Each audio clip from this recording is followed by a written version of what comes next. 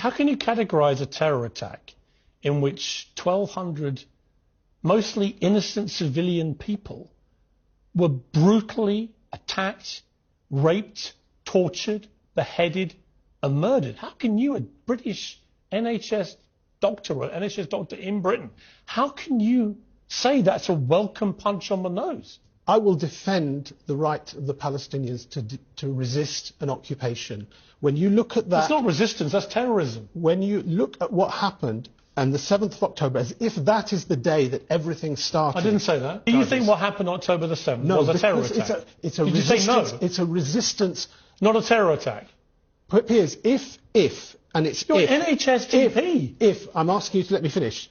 If, right, our Islamic standard in conflict, in warfare, our Prophet, peace be upon him, sallallahu alayhi wasallam, he said, you can't kill children, you can't kill women, you can't kill the elderly, you can't mutilate. Hamas did all that. If anybody did that... If, what do you mean if? I say if because... They literally broadcast it on their own streaming platforms. Well, I'll tell you what a lot of us saw. Hamas broadcast it merrily to the world. And here's us doing these terrible things. And what do you mean if? What many of us saw on that day were videos coming out showing people saying, we will not harm women, we will not harm children. Do me a favour. No, that's what... Doctor. I'm saying that. Resistance is a right in Islam. It's a right in international law.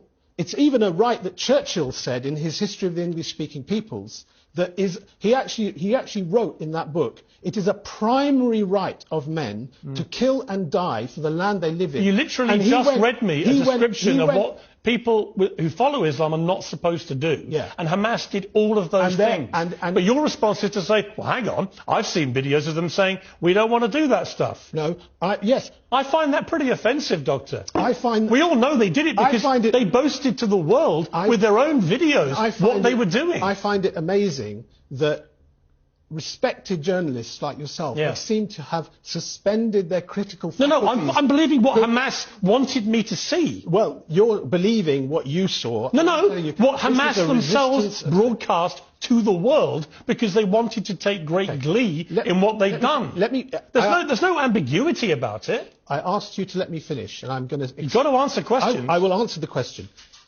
Let's agree on a principle. If atrocities were committed, right, I will never condone them. Right, I will say that. So do you condemn what happened on October the 7th?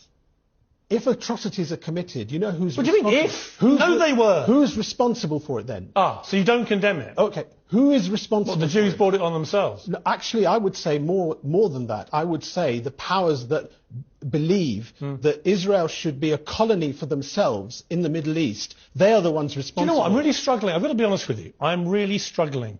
A British National Health Service doctor of 25 years, a man who's supposed to be seeing patients all day, every day and putting them right, is incapable of saying what happened when it was literally broadcast to the world by a terror group. Nor do you think they're terrorists. You think it's resistance. You seem to want to go every way to justify it. You don't even believe what they showed us with their own technology. And I'm just curious. Do you think any of this is compatible with you being a doctor in the National Health Service?